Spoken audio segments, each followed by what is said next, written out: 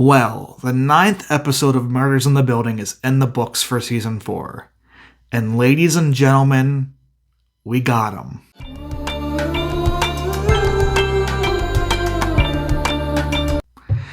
That is right. Full spoiler alert. If you do not want to know who was revealed tonight to be at least one half of the killing duo of Sazz, leave right now and go watch episode 9 and come right back because we're going to spoil it in 5 seconds.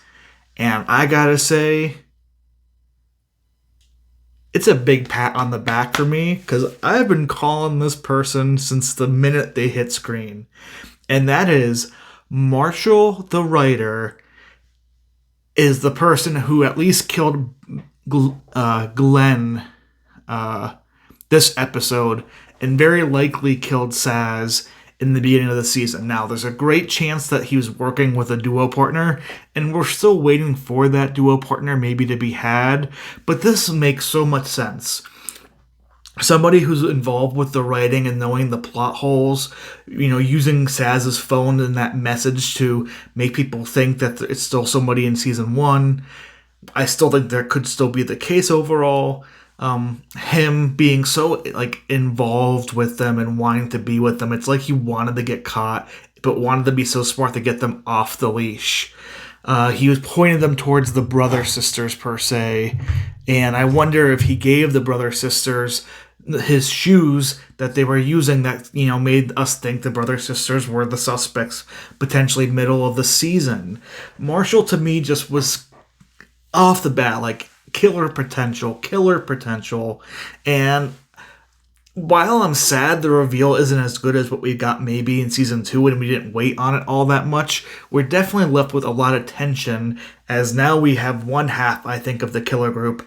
But he did mention that there would have to be 2 killers, which to me just tipped off his hand that he knew what happened throughout. And it was probably the biggest tell for me on why Marshall was the killer and why I was so persistent in that thought. Obviously, we lose Glenn tonight. He dies at the hand of Marshall. But Sazz was the original writer of the script. Marshall came in and took over. Marshall, who was Sazz's stunt double, who was Sazz's stunt protege, I'm not sure I fully buy how that all got bought in. That was kind of weak overall, and I don't know how much you can pick up on it, but I did think there's a reason why he was wearing the beard throughout. It's easy to say this is what makes you take, this is what makes you be seriously taken in Hollywood. It just never made sense. It looked like he was trying to hide himself, and it just makes me happy to see that, yes, he is the killer. I was right. Overall, this episode, though, I would say was pretty bland and boring. It was fun seeing them kind of try and figure out who this killer is going to be, but it kind of coming down to another cameo with Ron Howard, and just not really being a big, finding things out there, waiting to get the information they need, whether it be from Glenn or Ron Howard. Kind of loses the Only Murders charm a bit for me. I do love the interactions between Charles and Oliver and their, friendship and bond as Oliver's getting married.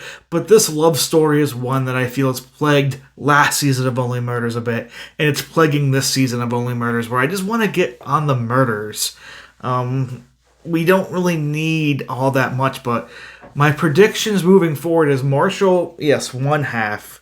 Second half, I do think we're going to get somebody involved in the second half. I don't know exactly who. And it wouldn't surprise me if we leave this season off with a cliffhanger. Obviously, not just a regular death cliffhanger, but I do think season 5 will be going back towards season 1, in my opinion. I don't know how much longer the show has legs to keep these mysteries going through. It feels like it's becoming more and more of a cameo fest and less of a murder mystery. And that is a little bit disappointing to me, but I'm just happy to have gotten this one right. And tell me your thoughts on the episode and everything down below. Do you think there's another killer involved? Do you think this is going to be it? What do you think is going to happen with Mabel next episode? And who do you think is going to be the person that dies next episode? Loretta? Jan? Somebody else from the set? who knows? But we're definitely in for another murder here soon.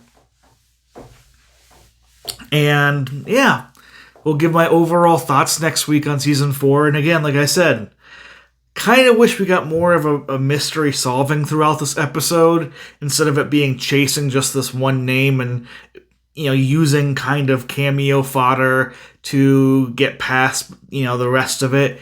But it is what it is. We take the wins where we get them. The comedic timing is great. The chemistry they have is great. I just want more murder mystery solving and less cameo fodder to push the murder mystery forward. But that's my thoughts on Only Murders in the Building, Season 4, Episode 9. And again, I am cheering myself because I've been nailing Marshall from the beginning. He's been my top suspect since Episode 2, when I first saw him in the show. Might have even been Episode 1. I had to go back and look. I can't remember if he was in Episode 1 or not, but I've nailed down Marshall the minute I saw him in the show. He just gave me, Ryder just feels like the perfect person to make a killer, and I was right. And we'll see what happens with the wedding and more next week. Can't wait to see you next week. But yes, ladies and gentlemen, we got him.